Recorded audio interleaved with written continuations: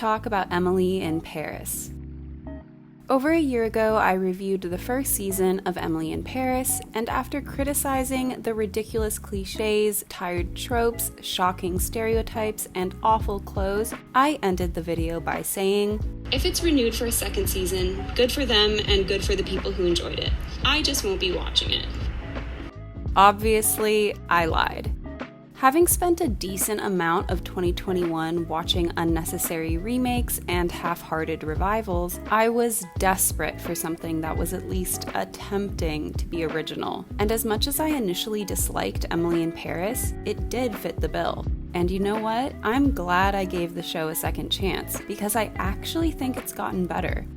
While it's still cheesy and cringy at times, many of the problems I had with the first season have been rectified, which I credit to star/producer Lily Collins, who actually used the criticisms as a guideline, saying in an interview, quote, "As disheartening as it sometimes is to read these things, it's also a gift. You're being allowed to improve," which is honestly how more people in the industry should react to negative reviews.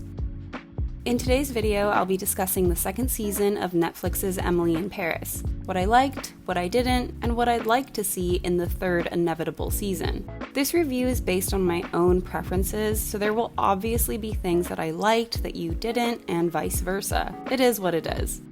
And I don't really know where else to mention this, but did you know that the show is actually supposed to be pronounced Emily in Paris? Don't feel too bad if you've been getting it wrong. The show's cast didn't get the memo either. I'm Lily Collins. And I'm Ashley Park. And we're on the set of Emily in Paris. Now before we get into the rest of the video, I wanted to take a moment to thank today's sponsor, NordVPN. If you spend as much time on the internet as I do, then I'm sure you've heard about the importance of using a VPN when it comes to maintaining your digital privacy and security. With its thousands of secure servers in dozens of different countries, NordVPN ensures that you can browse cyberspace on multiple devices while keeping your data safe. You can also use NordVPN to check out what other countries are offering on their streaming platforms, which is honestly one of my favorite features. If you're interested in seeing more of Paris and a lot less Emily, all you have to do is connect to NordVPN and hop on over to France, where I've been watching The Hookup Plan on Netflix, a French comedy series with an incredibly likable and hilarious cast of characters. It really is that easy. Right now, you can get a 2-year plan at a huge discount, plus 1 additional month free when you go to nordvpn.com/ModernGurlz. That's modern, G-U-R-L-Z. Or click the link in our description. This deal is totally risk-free with Nord's 30-day money-back guarantee, so what have you got to lose? The show picks up where we left off in season 1, with Emily having slept with Gabriel, her downstairs neighbor and the ex-boyfriend of her friend Camille. Aside from Camille, everyone knows about her scandalous tryst with Gabriel, including her co-workers and her now roommate, Mindy, who has been disowned by her billionaire father and has been staying in Paris on an expired work visa, making it difficult for her to find employment. Ridden with guilt, but not enough in my opinion, Emily goes off to Saint-Tropez with her love interest Matthew from the previous season, who promptly dumps her after finding out about Gabriel. At Emily's birthday party, Camille finally finds out about her and Gabriel, and the two have a falling out, with Camille taking it out on Emily professionally and personally. Emily's French has barely improved since the last season, and the American culture clash continues to cause her problems at work, so she finally begins taking her lessons more seriously, meeting Alfie in the process. Meanwhile, Mindy has been performing at a local drag show in order to make money, where she eventually draws the attention of a group of musicians who ask her to be the lead singer of their band. While she initially accepts the offer because she thinks it's a profitable opportunity, it turns out to be busking on the streets, but she finds herself enjoying it and finds romance in the process. Camille hatches a plan to get revenge on Emily and pretends to have forgiven her, making her swear to never be involved with Gabriel again. Emily stays true to her word and distances herself from Gabriel, eventually beginning a relationship with Alfie, who, I'll be honest, is a far better love interest than Gabriel. Nearing the end of the season, Emily's boss from Chicago, Madeline, pays a visit to the Paris office, where she criticizes the French way of doing things and butts heads with Sylvie. This backfires, and Sylvie, along with Emily's other co-workers, quit and announce their intention to start their own marketing firm, inviting Emily along for the ride. Madeline, who refuses to accept responsibility for the situation, offers Emily a promotion and an eventual return to Chicago if she stays with the company. Alfie, who has only been in Paris for work, tells Emily that he has to return to England, leaving her confused about whether or not they'll be able to continue their relationship long distance. Still haunted by her feelings for Gabriel, she finally works up the nerve to tell him the truth, only to discover that he and Camille have gotten back together. This leaves Emily feeling even more conflicted about what she wants to do with her life, and the season ends on a cliffhanger, with the audience wondering what decision Emily will make. Having watched quite a few shows like Gossip Girl and Just Like That and Brooklyn Nine-Nine that have included COVID-19 into their storylines, albeit briefly, I personally appreciate that Emily in Paris decided to avoid it, not only because this type of show probably couldn't handle a COVID storyline appropriately, but also because it fits into the sort of self-centered me attitude that the show's title character has. It also plays into how Emily, and the audience by proxy, romanticize Paris, and how in that perfect world there would be no such thing as a pandemic. Avoiding COVID was a conscious decision on the part of the producers, with Lily Collins saying, quote, "Season 1 allowed us an escapism when it came out that it felt it was something we needed to continue, not addressing it because it brings a sense of escapism and joy and laughter in a time that we need it most."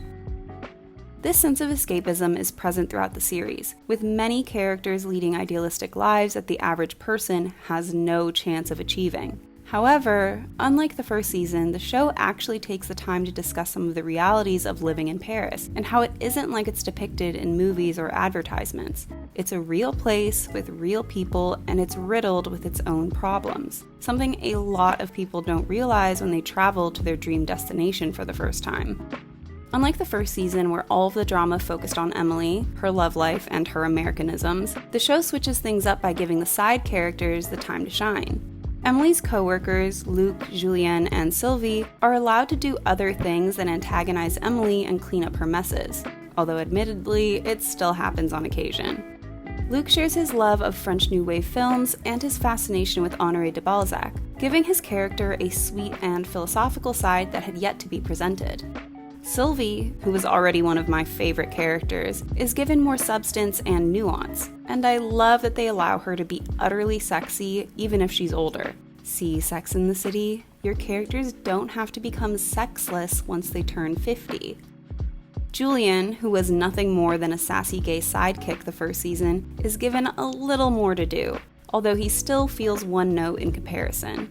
While he has the chance to deal with his own clients and interact with his own love interests, we'll circle back to that later, his character doesn't seem to have much else going on. Even though he chastises Emily for working so much, that seems to be all he does as well, when it would be far more interesting to see how he experiences the city in comparison to Emily. Have him show us the real Parisian experience. There were a few other characters who were left by the wayside when it came to their involvement in the story, and for some, it was several steps backward. Gabriel, who I haven't liked since the first season, becomes an even more useless character, which I didn't think was possible. Given the chance to operate his own restaurant, Gabriel proves that he's not cut out for the business, growing frustrated with his investors' suggestions and storming out of the restaurant when he becomes overwhelmed on opening night. Keep in mind, this man has never owned anything aside from his goddamn omelet pan, while Antoine is literally a multimillionaire who's run several successful businesses. Gabriel should be grateful. And as if the first season wasn't bad enough, he becomes even more indecisive when it comes to romance. Keep in mind he was with Camille the entire time he was flirting with Emily, and the very first thing he did after his 5-year relationship ended was hop into bed with another woman. This season, all he does is attempt to sabotage Emily's new relationship and ignore Camille except when he needs her to fluff his ego. But of course, once he thinks Emily's moved on, he decides to crawl back to Camille. I just don't understand how the showrunners expect us to root for this character. Sure, Camille and Emily both have their problems, but neither of them deserve to be with this wishy-washy man. They deserve better.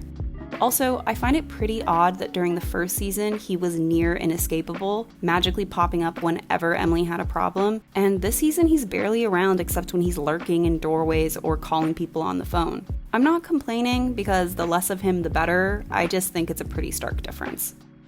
Just like Gabrielle, I found that both Camille and Mindy's storylines suffered this season.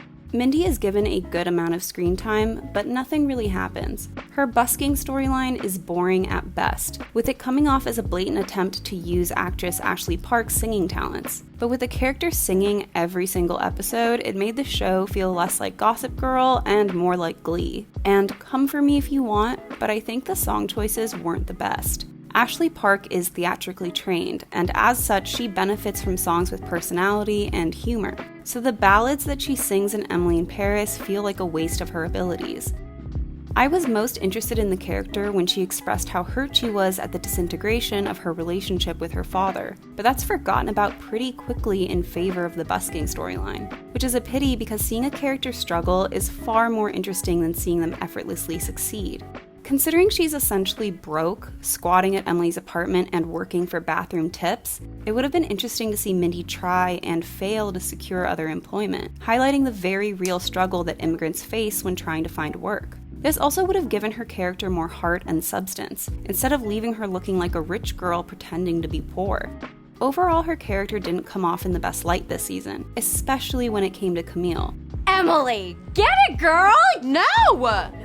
She continuously supports Emily's flirtations with Gabrielle and makes fun of Camille in private, but in public she acts like a friend, essentially stabbing Camille in the back and showing how disingenuous she is. At least Emily feels bad about the situation. Mindy is basically like, whatever, he's hot, go for it, without considering anyone else's feelings. All of these things combined make it very difficult to empathize with her character. The one improvement when it comes to Mindy's character is the lack of Asian jokes. The way they had her character poke fun at actual harmful Asian stereotypes and make incorrect statements about Chinese culture was really uncomfortable to watch last season, so it was a relief to see that removed. Obviously, it would have been ideal if it'd never been there to begin with, but their efforts to remedy the situation shouldn't go unnoticed. As for Camille, she starts off as the stereotypical broken-hearted and bitter ex who wants to drown her sorrows in alcohol and hookups, completely oblivious to the fact that Emily is the reason for her troubles. Then, after finding out the truth, she's vengeful and vindictive, but only for a single episode, where she then decides to scheme against Emily by pretending to be nice. And then she eventually gets back together with the man who cheated on her to begin with. This all makes her character look weak and foolish, a far cry from the independent and vivacious girl we met in the first season. I wouldn't necessarily say her character is boring, but I would have preferred if she'd committed to being the villain instead of playing pointless mind games. The scenes where she refuses to speak English so Emily can't understand her, and calling her names in French, are some of the funniest moments in the entire season. And I think it would have been funnier if she'd continued on that path while acting nice in front of Gabrielle, making him think that Emily is the one causing problems, not Camille. And maybe it's just me, but I think the "I'm sleeping with my friend's ex and I feel awful about it, but I can't tell her because it'll hurt her feelings" trope is overdone and actually detrimental to the story. In this situation, Emily is not only the homewrecker, but also a selfish liar who doesn't have enough backbone to tell Camille the truth. Camille not only comes off as a gullible idiot, but desperate as well. Mindy grows unlikable considering she applauds Emily's actions instead of admonishing her and is equally as shady. Gabrielle is just horrible, and in the mind of the audience, he could never be a viable love interest because he's always going to be an unapologetic cheater. Even Sylvie comes off as patronizing in this scenario, where she makes Emily feel like a bad person for sleeping with Gabrielle, when she herself has had numerous affairs. The showrunners are clearly doing their damnedest to replicate the formula of shows from the past like Gossip Girl, Sex and the City, and Gilmore Girls. Although regarded as important pieces of pop culture today, when these shows first came out, they similarly received negative reactions to their characters' actions and behavior, with critics calling the kids on Gossip Girl nasty and the women on Sex and the City shameless. When we look back at these shows and others of their ilk, it's clear that their storylines and characters were a product of their time. The very first episode of Gossip Girl has Chuck Bass attempt to sexually assault 2 different women, but by the end of the show, he's happily married with no repercussions for his actions. For a sex writer, Carrie Bradshaw is incredibly narrow-minded when it comes to sex and relationships, dumping a man because he's bisexual and ridiculing Samantha for dating a woman. Serena van der Woodsen spends half of her time making terrible decisions about men and the other half of the time saying she needs to go somewhere else. Pretty Little Liars spent 7 seasons trying to convince the audience that a 16-year-old girl's relationship with her teacher was romantic. And Rory Gilmore acted like a victim when she's actually incredibly privileged. None of these things were great even at the time, but in a 2021 world, they're more likely to get called out on it. Because of this, the choice to make Emily annoying, judgmental, spineless, and needy feels purposeful. After all, they have decades worth of examples on what not to do. Stories about anti-heroes can be interesting and entertaining. Just look at Weeds, Breaking Bad, It's Always Sunny in Philadelphia, or Killing Eve. But the reason these shows work is because regardless of how these characters act and whether or not they receive just punishment, their actions are framed as wrong. Emily in Paris, and the shows it takes inspiration from, try to paint their protagonists as someone who continuously makes the same mistake, but deserves to be pitied and forgiven regardless. If you took Emily and stuck her in any other show as a side character, she would no doubt be the villain of that story. The only reason that some people can watch the show and not see how terrible Emily is thanks to Lily Collins, who manages to twist some of the more insufferable aspects of Emily's personality and turn them into something somewhat charming. The scene where she recites her poorly written apology letter to Camille in an awful French accent is absolutely hilarious, and overall she seems to have improved comedically. I still don't think that this character is a good representation of her abilities, but if she's having fun, then who am I to tell her to stop? I do wish you'd start focusing on an Audrey Hepburn biopic though. It's a basic fan cast, I know, but the similarities are too uncanny to ignore. While I've mentioned some of the other improvements the show made in regard to its side characters, the majority of adjustments happen to Emily, whose more cringeworthy behavior has been reduced. In the first season, they tried to make Emily an influencer, but with the cheesy boomerangs and ridiculous hashtags, it was obvious that the writers had no idea what social media today is like. So the fact that they toned down that part of the story was a smart choice. Last season, she was only shown at French class a single time, and the character's lack of language skills made her come off as ignorant and lazy. So again, it was a smart decision to have her actually dedicate time to speaking French, whether that was in class, at work, or in private. Sure, she isn't good at it yet, but at least now she's making an effort. The show actually includes a lot more French speaking overall. The lack of French in the prior season, with characters speaking English even when Emily wasn't in the room, was really odd. So the fact that they let these characters and actors express themselves in their native tongue definitely brought a sense of realism that was otherwise missing. During the first season, the show seemed to frame America as right and France as wrong, but in this season the opposite happens, with Emily constantly being reminded that things are done differently in France and receiving consequences when she tries to force her way. This change in message is made most obvious when Madeline comes to town, with her now being the annoying American who gets in everyone's way. Even Emily recognizes it, revealing how, even though it's subtle, she's evolved. Shows of this type have always gravitated around sex, love, and relationships. And during the first season of the show, we saw Emily constantly flirting or being flirted with. In the new season, they toned down this aspect of her character, with Emily's romantic interests being reduced down to only 2 viable candidates, making her character seem more grounded as a result. Although Emily's love interest dwindled, the show still found a way to include romance, although admittedly, I found myself disappointed. Although the showrunners have expressed interest in diversifying the series, it's still incredibly heteronormative, with the only relationships by the end of the season being straight. Seeing heterosexual relationships play out on screen is nothing new, so it would have been interesting to see such a popular show give the LGBTQ+ community some representation that isn't harmful or stereotypical. The lack of these relationships is especially concerning considering the show's many instances of queerbaiting, with female characters kissing and flirting with one another in a way that almost feels fetishistic. While no characters have outright identified as straight, them possibly being bi or queer doesn't mean anything if they're not actually venturing into those relationships. Considering how romantically and sexually advanced the show claims the French are, you'd think we'd have seen Camille or Sylvie go out on at least one date with a woman by now. Or better yet, why didn't they have Mindy start up a relationship with a woman? That would have been far more interesting than her romance with the stereotypical musician dude, especially when you factor in the cultural aspects. which could have further tied into the strain on her relationship with her father. Even Julian, the only outright gay character in the series, is still single by the end of the show, having been brutally turned down once by the guy who winds up dating Mindy, and only showing a slight flirtation with a smaller side character. I hope that in the third season we get to see him find love and generally have more to do than work. Now, it'd be impossible to talk about Emily in Paris without bringing up the clothing. While in the first season, many characters poked fun at Emily's style, either calling it distinctly American or an outright eyesore, this type of comment is only made once over the course of the second season, and it's a very simple, she dresses silly, in a teasing manner. I wouldn't say her outfits have become more tame, but it's definitely possible that the other characters have simply grown accustomed to them. That, or they've gone blind.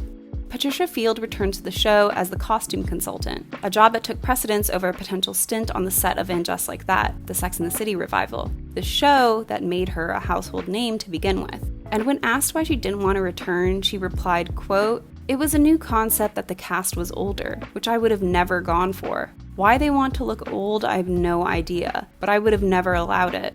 This idea of refusing to dress old is perfectly exemplified by Sylvie's character, who wears an assortment of body-hugging dresses and impeccably tailored suits that make it obvious to the audience who the boss is. Timelessly chic and stylish, she's probably the character whose wardrobe I gravitate towards the most. And I'll be honest, it's a relief when she's on screen, because most of the other costumes actually hurt my eyes. Camille's style, which was once an edgy take on classic French girl fashion, has become a complete nightmare. While she still wears classic French brands like Celine, Balmain, Alexander Vautier, and Isabelle Marant, the silhouette is all wrong, with the many oversized blazers completely drowning the actress in fabric. In an interview with costume designer Marilyn Fitoussi, she said of the character's wardrobe, quote, "She was very nice and genuine at the beginning, and someone just shit on her. She experienced betrayal. That's why I wanted to introduce her in season 2 in a massive oversized Balmain jacket, to put her in more power." Now, power dressing has been a thing since the 80s, and blazers with gigantic shoulder pads were a part of that look. But the reasoning for dressing her this way doesn't actually hold up in the context of the show. Before Camille finds out about Gabriel and Emily, she isn't vengeful. She's heartbroken and confused, wondering why the person she loves doesn't want to be with her anymore. She should be wearing things that highlight her fragility and femininity, something that show that she's mourning the loss of this 5-year relationship. Then, after finding out about the affair, she should make the switch to more powerful silhouettes, perhaps showing more skin if her goal is to get Gabriel back. In the previous season, they at least played around a bit, with the character wearing asymmetric dresses, ruffled collars, and sheer blouses. But now her looks consistently have the same blocky silhouette, monochrome colors, and solid fabrics, making her a forgettable presence when she's on screen. The most interesting ensemble she wears is a cutout dress by Saint Laurent, which was also worn by Hailey Bieber and Olivia Rodrigo, but of course, we can barely see it. Considering this was at a drag performance before she finds out that Emily has been involved with Gabriel, this feels like far too show-stopping an outfit for the occasion. As for Mindy, her style is just as confusing as it was the first season. Despite being the daughter of a literal Chinese billionaire, she's constantly dressed like she's about to go clubbing in Vegas or Miami. If you look at actual Chinese heiresses like Natasha Lau, Wendy Yu, or Annabelle Yao, you'll notice that their style is glamorous and sophisticated. It's possible that the costume designers for Emily in Paris were trying to make her look more new money, but with all of her neons, fringe, studs, and sequins, Mindy just looks messy. I'd also like to point out that her wardrobe makes no sense for what her character is going through this season. She's unemployed and working for literal spare change. She shouldn't be wearing $1,000 necklaces and Gucci tank tops, especially since she hasn't been paying rent while staying with Emily. Sell those damn Chanel earrings, girl, and stop being a freeloader. There are a few items that Mindy wears that are on the more affordable side of things, like this Zara bustier or this Pretty Little Thing dress, but I wish the costume department had committed. Obviously, they didn't need to dress her in rags, but it would have been interesting to see her economic struggles actually affect how she's able to dress. And I'm sorry, but what the hell is this outfit? Now it's time to talk about Miss Emily herself.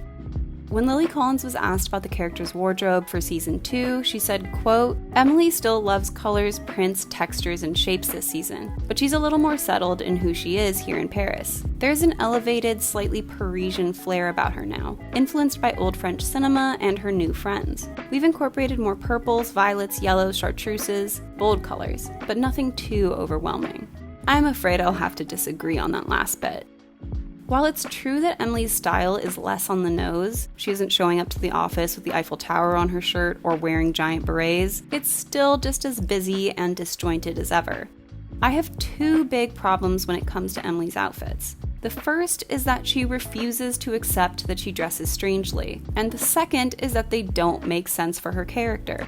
Diving into the first point, there have been many characters in film and TV who've dressed unconventionally. Harper Finkel from Wizards of Waverly Place, Lou Clark in Me Before You, Betty Suarez in Ugly Betty. But all of these characters acknowledge that they dress differently than other people, but they say that it's what makes them happy. Emily acts as though she's at the forefront of fashion and is astounded when people say otherwise. If she acknowledged that she liked dressing this way, it would make her far less frustrating to watch. As for the second point, I think it's important to note that Emily is a marketing executive working in Paris, where the average salary for that position is about $75,000 a year. Last season alone, Emily wore over $100,000 worth of Chanel. From a sheer economic standpoint, she wouldn't be able to afford all of the designer items that she wears. At least Mindy and Camille are from wealthy families. Their clothes can be explained. Emily is just some random girl from Chicago walking around in $1,000 dresses. At least Carrie Bradshaw's ridiculously expensive wardrobe was explainable with a stretch of the imagination. Her apartment was rent-controlled, she received ridiculously good rates for her column, and she eventually wound up in debt because of her shoe problem. Emily's situation makes no damn sense, especially considering her character actually says, "Oh oui, c'est baguette très jolie, mais argent gras." All while wearing a $600 blazer.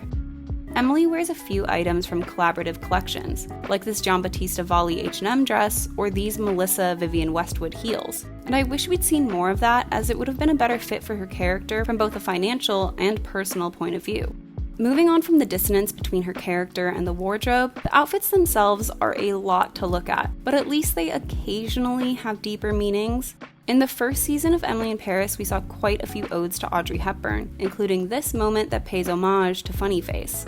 This is repeated in the new season, where on her trip to Saint-Tropez, Emily wears a few outfits inspired by Charade and Two for the Road, 2 of Audrey's other French films, with the latter actually being set in Saint-Tropez. It might seem like a stretch at first glance, but trust me, the similarities are there. Just look at the accessories for this outfit, or the color palette of this one. I would even say that this horrendous blue high-low dress is a subtle ode to Brigitte Bardot's And God Created Woman, which coincidentally also took place in Saint-Tropez. When I first saw photos of this heart ensemble, I was absolutely astounded by how tacky it was. But interestingly enough, in the context of the show, it works, with a character hosting an event that is essentially commercializing love, as well as it being her first sort of date with Alfie. Why can't the costume designers do this more often? Of course, on her birthday, she has to be dressed as a present, with a giant bow and everything, but I do wish she'd had on a pair of opera gloves to bring the look to the next level, especially considering Emily wears gloves a ridiculous amount of times this season. Interestingly enough, the leather fingerless gloves that she sports with numerous outfits are actually from a collaboration with Patricia Field and Seymour. Do with that what you will. A small touch that I noticed this season was how Emily's clothing made reappearances in the set design, with the character ironing things she'd already worn and having an entire rack of clothing from the past season in her room. It shows the audience that she isn't existing in a bubble where her clothes automatically disappear when she's done wearing them, and it's also a fun Easter egg for fans of the show. It's honestly a really great addition. It does raise the question, why isn't she re-wearing things? I'd personally love to see some of these past items make reappearances on the show, showing how her style has changed as she's evolved. Now, if you watched my previous review of Emily in Paris, you can probably tell that I far preferred this season, and I actually found myself laughing at several points throughout the show. I think if you go into the show thinking of it as that, a comedy, then you might have a good time. Just don't expect to see any healthy romances, interesting plot developments, or characters you're going to root for. Considering how much it's improved, I have to admit, I have pretty high hopes for the 3rd season. What were your thoughts on Emily in Paris? And what do you think is going to happen in the next season? I hope you enjoyed this video. Don't forget to like and subscribe, and I'll see you soon. Bye!